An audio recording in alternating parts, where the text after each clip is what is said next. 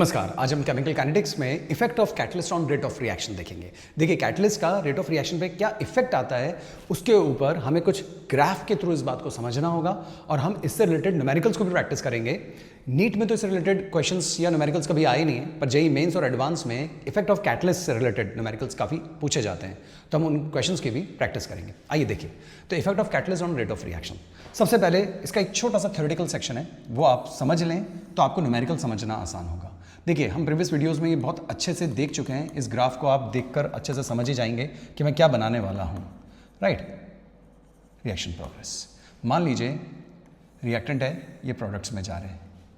Right, नीचे ले गया तो ये रिएक्शन एक्सोथर्मिक है, वो सब प्रीवियस वीडियो में आप देख सकते हैं। राइट, यहाँ पे एनर्जी ऑफ एक्टिवेशन आप कह सकते हैं एनर्जी ऑफ एक्टिवेशन यू मतलब अनकैटलाइज्ड, मतलब ये कैटलिस्ट यूज नहीं किया है। Got it. Now same reaction है, सब कुछ ओके है, कोई टेम्परेचर नहीं बढ़ा रहे, टेम्परेचर कांस्टेंट है, सिर्फ मैंने उसी रिएक्शन में कैटलिस्ट डाल दिया है। केमिकल काइनेटिक्स में हम ये स्टडी करते हैं कि हम पॉजिटिव कैटलिस्ट की ही बात करते हैं जो रेट ऑफ रिएक्शन को बढ़ा रहे हैं, इनिमीटर्स की बात नहीं कर रहे। तो जैसे आपने कैटलिस्ट डाला उसने रेट ऑफ रिएक्शन को बढ़ाया होगा, टेम्परेचर आपने छेड़ा नहीं है, तो रेट ऑफ रिएक्शन बढ़ कैसे सकती है? यानी ज़्यादा रिएक्टेंट्स प्रोडक्ट्स में कन्वर्ट हो रहे हैं, टेम्परेचर देकर तो आप उनकी एनर्जी बढ़ा देते हैं, एनर्जी बैरियर को क्रॉस करने जितनी ताकत दे देते हैं, लेकिन कैटलिस्ट तो इतनी ताकत नहीं दे सकता। तो कैटलिस्ट मिला देने से रेट ऑफ रिएक्शन कैसे बढ़ जाती है उसका इफेक्ट देखिए। तो हम ग्राफ को थोड़ा सा चेंज करते हैं। इस ग्राफ में हम एक छोटा सा चेंज ये कर देंगे कि रिएक्टेंट वही है, प्रोडक्ट्स वही है, लेकिन आपने कैटलिस्ट डाल दिया। जैसे ही आपने कैटलिस्ट डाल दिया तो इस रिएक्शन का पैटर्न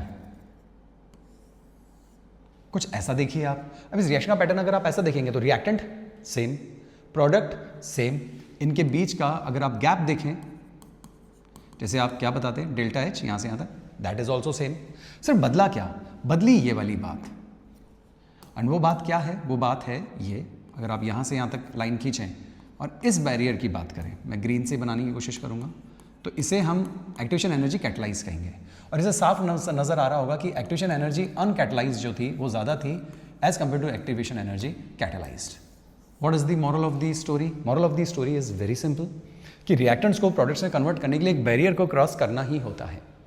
उस बैरियर को क्रॉस कराने के लिए आपके पास दो रास्ते होते हैं। अगर रिएक्टिंग मॉलिक्यूल्स के पास एनर्जी नहीं है उसको क्रॉस करने के लिए, तो आप टेम्परेचर बढ़ाकर उनको इतनी एनर्जी दे देते हैं रिएक्टिंग मॉलिक्यूल्स के कि वो बैरियर को क्रॉस कर पाए। ये इफेक्ट ऑफ टेम्परेचर होता है, इसीलिए वहां पे एनर्जी बैरियर के साथ कोई छिड़खानी नहीं होती। Activation energy remain constant in the numericals of temperature.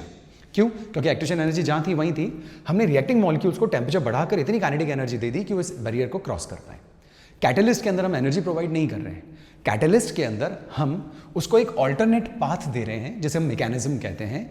उस पाथ के थ्रू हम उन रिएक्टेंट्स को प्रोडक्ट्स की तरफ पहुंचा रहे हैं, और उस पाथ से जाते समय उनको उतनी एक्टिवेशन एनर्जी क्रॉस नहीं चाहिए क्रॉस करने के लिए जितनी की पहले चाहिए थी। तो कम एनर्जी होगी तो ज़्यादा रिएक्टिंग मॉलिक्यूल्स उसको क्रॉस कर कर आगे चले जाएंगे और प्रोडक्ट्स की तरफ पहुंच जाएंगे।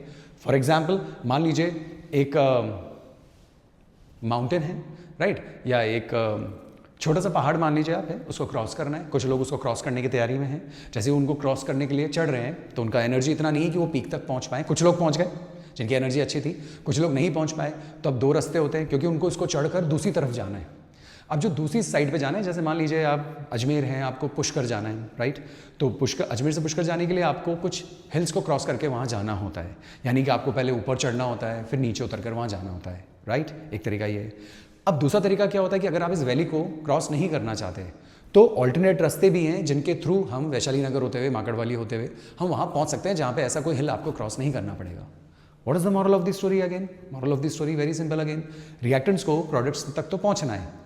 अगर आपके पास इतनी एनर्जी है कि आप इस वैली तक चढ़ सकते हैं और क्रॉस हो सकते हैं, तो आप यहाँ से चले जाइए, नहीं तो एक ऑल्टरनेट पाथ लेकर चले जाइए। कैटलिस्ट क्या करता है? कैटलिस्ट रिएक्टिंग मॉलिक्यूल्स को इतनी एनर्जी देता है कि वो इस वैली के ऊपर तक पहुँचें और उसको क्रॉस करके वहाँ पहुँचें। लेकिन अगर आपके पास टेम्परेचर देने के लिए नहीं है, हीट देने के लिए नहीं है, तो हम उसको वैली तक चढ़ा नहीं सकते। तो हम उन्हें क्या देते हैं? एक ऑल्टरनेट रास्ता देते हैं जहाँ इतनी ऊंचाई पे नहीं जाना है, लेकिन रास्ता बदल दिया तो इस रास्ते से भी वो वहाँ पहुँच जाएंगे। तो रास्ता बदल देने का काम कैटलिस्ट करता है, और रास्ता न बदलकर सेम हाइट को तक पहुँचाने का काम टेम्परेचर करते हैं। उम्मीद करता हूँ अब तो कंसेप्ट आपको अच्छे से समझ में आ गया होगा। तो ये ग्राफ आपके सामने मैंने प्लॉट कर दिया है। अब इससे रिलेटेड न्यूमेरिकल कैसे आता है वो भी देख लेते हैं, पर पहले एक दो थ्योरी के पॉइंट्स और बोल देता हूँ मैं। कैटलिस्ट जो होते हैं वो रिएक्शन की रफ्तार को बढ़ा देते हैं। डेल्टा एच पे कोई फर्क नहीं डालते, जितनी एक रिएक्शन से हीट निकलनी है उतनी ही निकलनी है, जितनी एब्जॉर्ब होनी है उतनी होनी है, बस वो कम समय में हो जाएगी। तो कैटलिस्ट रुकी हुई रिएक्शन को स्टार्ट नहीं करते, कैटलिस्ट चलती हुई रिएक्शन को तेज कर देते हैं। तो कैटलिस्ट एक नॉन स्पॉन्टेनियस रिएक्शन को स्पॉन्टेनियस नहीं बनाते, कैटलिस्ट एक होती हुई रिएक्शन को, स्पॉन्टेनियस रिएक्शन की स्पीड को तेज कर देते हैं, राइट।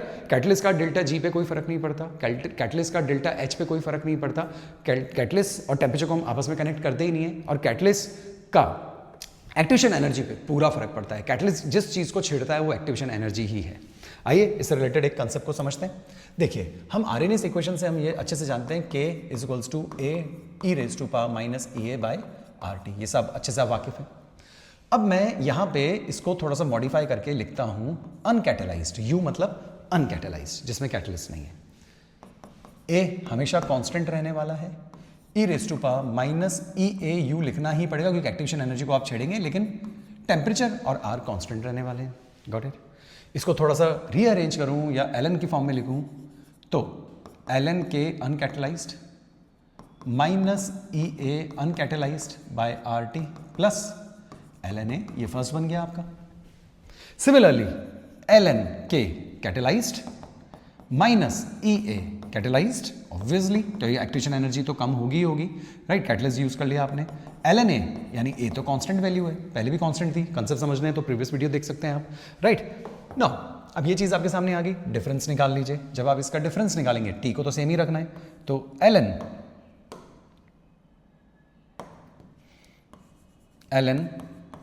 Kc बाय अनकैटेलाइज्ड, ये तो कट जाएंगे क्योंकि दिस माइनस दिस कर रहे हैं हम, यानी कि 2 - 1 कर रहे हैं, दिस माइनस दिस कर रहे हैं, तो ये तो लॉग में ऊपर नीचे आ जाएगा। दिस माइनस दिस किया तो ये तो प्लस हो जाएगा, तो EA अनकैटेलाइज्ड माइनस EA कैटेलाइज, और अनकैटेलाइज की एक्टिवेशन एनर्जी ज्यादा होगी, कैटेलाइज की तो ऑब्वियसली कमी होगी, तो ये आंसर तो पॉजिटिव में ही आना है, और अपॉन RT, राइट। तो RT तो ये तो कट गया, RT कॉमन निकाल लिया एंड दिस माइनस दिस कर दिया, तो उम्मीद करता हूं ये तो सिंपल सोल्यूशन है, आपको समझ में आ गया होगा। ये जो चीज़ है बस आप इसी से अपने न्यूमेरिकल सॉल्व कर सकते हैं। अगर आप चाहें तो यहाँ से नेचुरल लॉग हटाएंगे तो ये पूरी जो चीज़ है ये एक्सपोनेंट्स में चली जाएगी, वो तो अभी हम जब न्यूमेरिकल करेंगे तो आप समझ ही जाएंगे। तो बस आपको ये फॉर्मूला याद रखना है, यानी कैटेलाइज्ड अनकैटेलाइज्ड, और जिस हिसाब से कैटेलाइज्ड और अनकैटेलाइज्ड का रेशो आएगा वही रेट ऑफ रिएक्शन का रेशो आ जाएगा। तो जो कैटेलाइज्ड है और ये अनकैटेलाइज्ड है तो इसकी वैल्यू हमेशा इससे ज़्यादा ही आएगी। तो आप यहाँ पे फैक्ट्स क्या लिख सकते हैं, फैक्ट्स में आप लिख सकते हैं EA एक्टिवेशन एनर्जी अनकैटेलाइज्ड की हमेशा ज़्यादा होती है और एक्टिवेशन एनर्जी कैटेलाइज्ड की हमेशा उससे कम ही होगी, छोटा हो जाता है ना बैरियर। इसी वजह से K की जो वैल्यू कैटेलाइज्ड की आएगी वो ज़्यादा आएगी और अनकैटेलाइज्ड की कम आएगी, क्योंकि K ज़्यादा आने का मतलब है रेट ऑफ रिएक्शन कैटलिस्ट डालने पर बढ़ जाती है। देखिए, एक अगर हम न्यूमेरिकल ध्यान रहेगा ना आपको, राइट। क्वेश्चन न्यूमेरिकल देखिए, न्यूमेरिकल मान लीजिए आपसे ऐसा कहा जाता है कि कैटलिस्ट यूज़ कर देने से एक्टिवेशन एनर्जी में जो कमी आई है, कैटलिस्ट यूज़ करने से एक्टिवेशन एनर्जी में जो कमी आई है वो 10 किलो जूल्स की है। मान लीजिए ये बोला, टेम्परेचर फिक्स्ड है एट 300 केल्विन, सीधा सा क्वेश्चन है, कमी 10 किलो जूल्स की आई है, टेम्परेचर 300 केल्विन है, वो आपसे बोलेंगे E की पावर x, राइट, E की पावर x, और वो पूछेंगे E की पावर x में x की वैल्यू बताइए कि E की पावर x में व्हाट इज x, ये आपको दे दिया। अब देखिए हम इसको कैसे करेंगे, हमें तो एक ही चीज़ पता है ln K2/K1, राइट। इसके आगे क्वेश्चन इस तरीके से अभी फ्रेम करता हूँ मैं, और शायद मैं कुछ भूल भी रहा हूँ तो अभी मुझे ध्यान आ जाएगा। और यहाँ पे अगर हम चलें तो यहाँ चेंज इन एक्टिवेशन एनर्जी होता है अपॉन RT, राइट। अगर मैं यहाँ से K2/K1 लिखूँ तो ये चीज़ एक्सपोनेंट्स में आ जाएगी, तो ये हो जाएगा डेल EA/RT, हाँ यही लिखा हुआ है। तो K2/K1 is equals to E की पावर x, और x की वैल्यू बताइए, this is the question, right. तो ये हमारे पास आ गया K2/K1 E की पावर x। अब हमें इसकी वैल्यू निकालनी है। अब इसकी वैल्यू निकालने के लिए सिंपली आप चेंज कितना है, चेंज है आपके पास 10 किलो जूल्स का, तो 1000 लगाइए जिससे कि वो जूल्स में आ जाएगी बात, राइट। नीचे 8.314 joule kelvin inverse mole inverse, और टेम्परेचर 300 केल्विन, केल्विन से केल्विन गया, जूल से जूल गया, पर मोल आप रखें चाहे ना रखें, अगर सब जगह रखा हुआ है, यहाँ पर मोल होता तो वो भी कट ही जाता, बट वहाँ पे भी नहीं है तो हम यहाँ पे भी नहीं रखते, राइट। तो सब चीज़ें कट गई, वहाँ पे भी पर मोल लिखा होता तो यहाँ पे भी पर मोल से कट जाता, that is not an issue. बस अब आपको इस पार्ट को सॉल्व करना है, इस पार्ट को सॉल्व करना है। ये 2 0 हैं, ये 2 0 काट दीजिए, तो ऊपर क्या आने वाला है, ऊपर आना है 100, और नीचे 3 3 ज़ा 9, 8 3 ज़ा 24, 24.9, 24.9 यानी कि 25। नियरेस्ट इंटीजर की तरफ अगर आप बढ़ेंगे तो वैल्यू कितनी आने वाली है 4।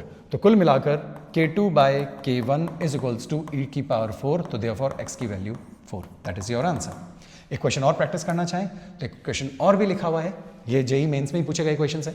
एक बार क्वेश्चन में पूछा गया कि जो कैटलिस्ट यूज करने के बाद ड्रॉप इन एक्टिवेशन एनर्जी आया वो इस बार 20 किलो जूल्स का आया, ऐसे बोला गया। क्वेश्चन का फ्रेमिंग देखिए आप कैसे देते हैं, तो वही एक्टिवेशन एनर्जी में गैप कितने का हुआ 20 किलो जूल्स का हुआ। सेम क्वेश्चन सेट किया उन्होंने, सिर्फ डेल्टा ई की वैल्यू बदली 300 केल्विन के ऊपर।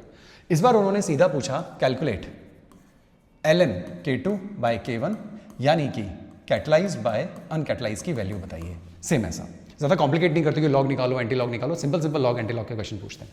कैसे करेंगे भाई, आंसर देखिए। आंसर के बाद सीधा फॉर्मूला है आपके पास, तो K catalyse upon K uncatalysed, इसी की वैल्यू पूछी है। ऊपर चेंज डालते हैं 20 किलो जूल्स, तो किलो को हटाना पड़ेगा, इस चीज़ का ध्यान रखना है। 8.3 हो ही गया, टेम्परेचर 300 केल्विन है, इसी की वैल्यू सीधी आपसे पूछिए। सिंपल, ये यहाँ से चला गया, यहाँ से चला गया, अभी ऊपर आपने सॉल्व किया ही है। ऊपर 100 था, इस बार 200 हो गया, 3 3 9, 8 3 24, तो वो 4 आया था अभी से जस्ट पहले, तो ये कितना आ जाएगा, लगभग 8 आ जाएगा। तो इसकी जो वैल्यू है ln K catalyse upon K अनकैटलाइज की वैल्यू कितनी आने वाली है, तो इसकी वैल्यू को जब आप पूरा सॉल्व करेंगे तो आंसर 8 आने वाला है। उम्मीद करता हूँ इफेक्ट ऑफ कैटलिस्ट और उससे रिलेटेड न्यूमेरिकल्स आपको अच्छे से समझ में आए होंगे। धन्यवाद।